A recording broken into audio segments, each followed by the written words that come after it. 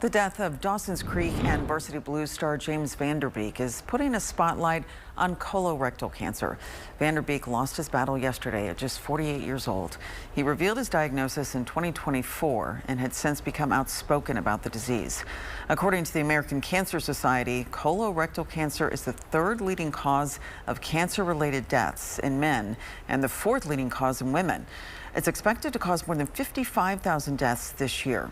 Symptoms of colorectal cancer can include a change in bowel habits, ongoing discomfort in the belly area, weakness or tiredness, and losing weight without trying.